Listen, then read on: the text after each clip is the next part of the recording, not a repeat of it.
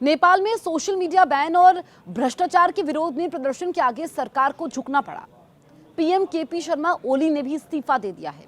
ओली ने सर्वदलीय बैठक बुलाई थी, लेकिन बैठक से पहले ही उन्होंने इस्तीफा दे दिया। और आपको बताएं कि जो नेपाल से तस्वीरें सामने आ रही है, किस तरीके से जो जेनजी है वो हिंसक हो गई है। और जो तस्वीर इस वक्त हम आपको दिखा रहे हैं, यहाँ पर केपी शर्मा ओली की मूर्ति को तोड़ा गया है। आप देखिए कितने गुस्से में हैं लोग।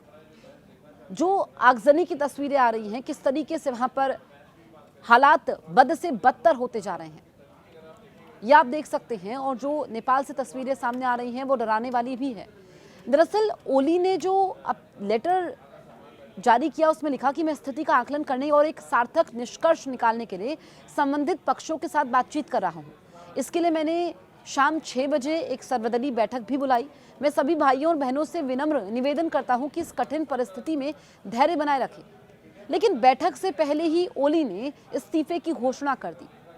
सोशल मीडिया बैन करने के नेपाल सरकार के फैसले के विरोध में सोमवार को शुरू हुआ प्रदर्शन मंगलवार को भी जारी रहा और इस प्रदर्शन का स्तर व्यापक हो गया। आज युवाओं ने भ्रष्टाचार, आर्थिक असमानता, सरकारी कुप्रबंधन को आधार बनाकर केपी ओली का इस्तीफा मांगना शुरू कर दिया।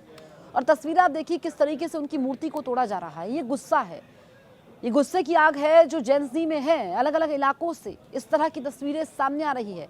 सैकड़ों प्रदर्शनकारी सरकार विरोधी नारे लगाते हुए पीएम दफ्तर में दाखिल भी हो गए थे और उसके बाद ओली ने इस्तीफा दे दिया।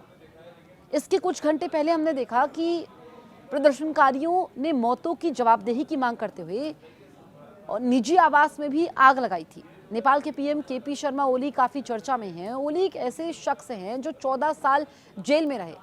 अब वो चौथी बार नेपाल के पीएम है, लेकिन उनकी इस पारी में नेपाल में विद्रोह की आग भड़क रही है।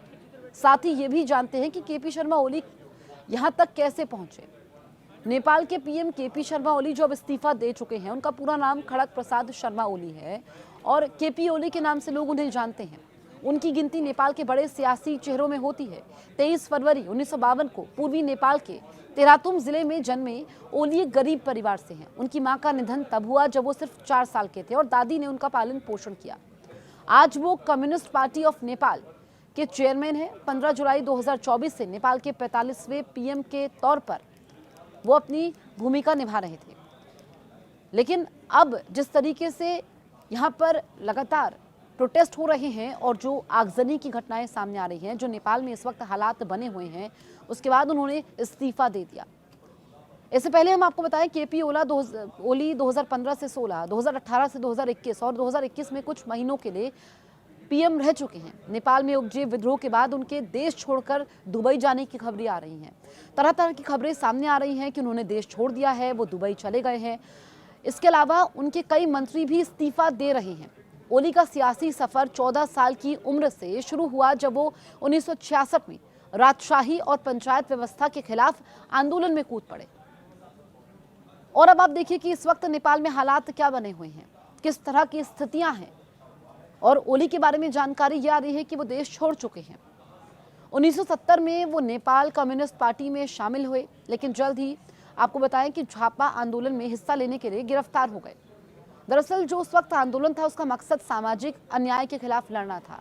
इसके बाद 1973 से 1987 तक वो 14 साल जेल में रहे। ये केपी ओली के बारे में हम आपको बता रहे हैं कि उनका सफर किस तरीके से रहा है। 4 साल सॉलिटरी कॉन्फिनमेंट में गुजरे। जेल से निकलकर वो उसके बाद CPN ML में सेंट्रल कमेटी मेंबर बने और 1990 तक लुम्बिनी जोन के इंचार्ज रहे। तो उनके सफर के बारे में हमने आपको बताया, लेकिन अब उन्होंने जो इस्तीफा दिया उसके बाद के जो घटनाक्रम है, ऐसे में नेपाल से अच्छी तस्वीरें सामने नहीं आ रही हैं।